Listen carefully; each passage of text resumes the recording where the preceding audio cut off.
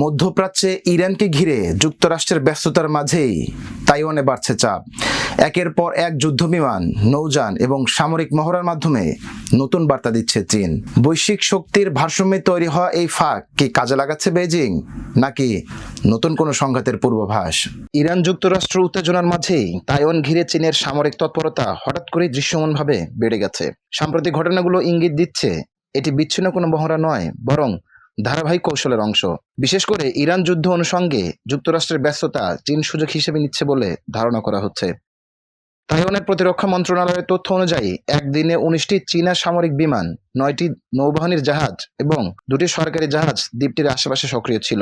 এর মধ্যে 13টি যুদ্ধবিমান তাইওয়ান প্রণালীর সংবেদনশীল মধ্যরেখা অতিক্রম করে তাদের আকাশ প্রতিরক্ষা শনাক্তকরণ অঞ্চলে প্রবেশ করে।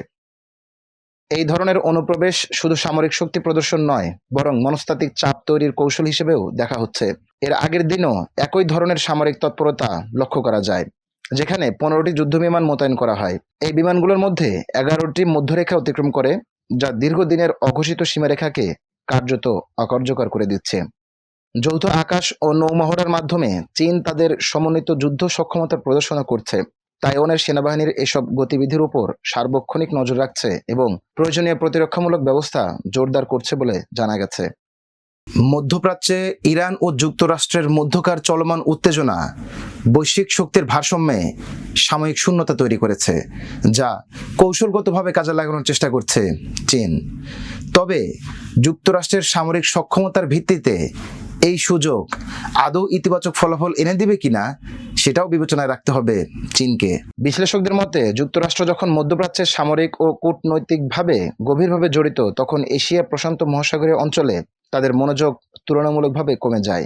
এই পরিস্থিতিতে তাইওয়ানকে ঘিরে চাপ বাড়িয়ে বেইজিং এক ধরনের স্ট্র্যাটেজিক টেস্ট চালাচ্ছে, যেখানে দেখা হচ্ছে যুক্তরাষ্ট্র কত দ্রুত এবং কতটা শক্তভাবে প্রতিক্রিয়া জানায়।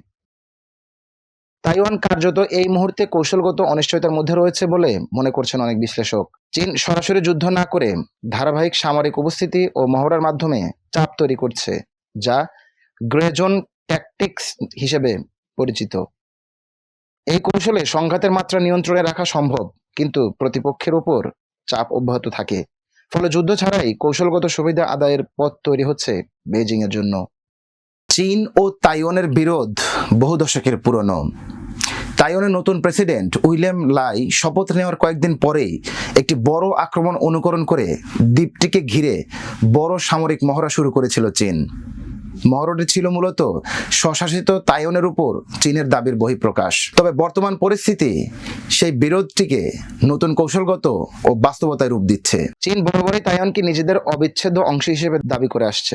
অন্যদিকে তাইওয়ান নিজেকে একটি স্বতন্ত্র ও স্বাধীন রাষ্ট্র হিসেবে প্রতিষ্ঠিত করতে চায়। এই দ্বন্দ্ব শুধু রাজনৈতিক নয়, বরং সামরিক ও কূটনৈতিক ক্ষেত্রেও গভীর প্রভাব ফেলেছে। চীন একাধিকবার স্পষ্ট করেছে, প্রয়োজনে সামরিক শক্তি ব্যবহার করে তাইওয়ানকে নিজেদের নিয়ন্ত্রণে আনা হতে পারে। তবে বর্তমান বাস্তবতায় সরাসরি যুদ্ধের ঝুঁকি এড়িয়ে ধাপে ধাপে চাপ বাড়ানোর কৌশল বেশি কার্যকর বলে মনে করছে বেইজিং। ইরানের সঙ্গে ঘনিষ্ঠ সম্পর্ক থাকা সত্ত্বেও মধ্যপ্রাচ্যের সংঘাতে চীন সরাসরি জড়ায়নি, যা তাদের কৌশলগত অগ্রাধিকারের দিকটি স্পষ্ট করে। বিশ্লেষকদের মতে, তাইওয়ান ইস্যুতে বর্তমান চীনের প্রধান ফোকাস, যেখানে দীর্ঘমেয়াদী পরিকল্পনা নিয়ে এগোচ্ছে।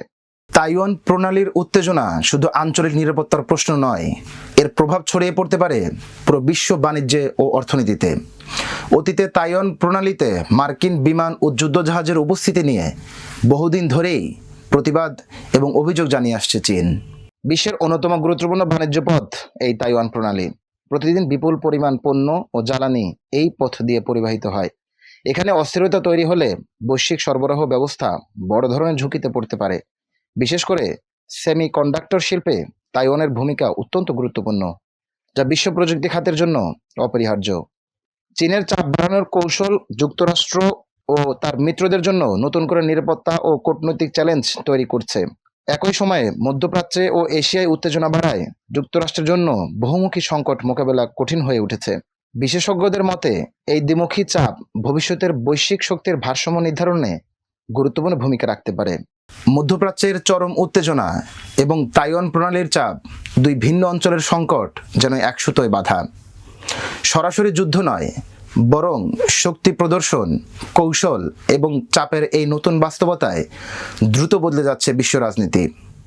প্রশ্ন হলো, যুক্তরাষ্ট্র কি এই দুই ফ্রন্ট একসঙ্গে সামাল দিতে পারবে, নাকি এই সুযোগে এশিয়ায় নিজেদের অবস্থান আরও শক্তিশালী করবে চীন? বিশ্ব এখন সেই জটিল সমীকরণের দিকেই তাকিয়ে। এরকম আরও সংবাদ পেতে আমি উপস্থিত থাকবো সাজিদুল সজীব। সংবাদ পেতে যুক্ত থাকুন সোনালী নিউজের সাথে।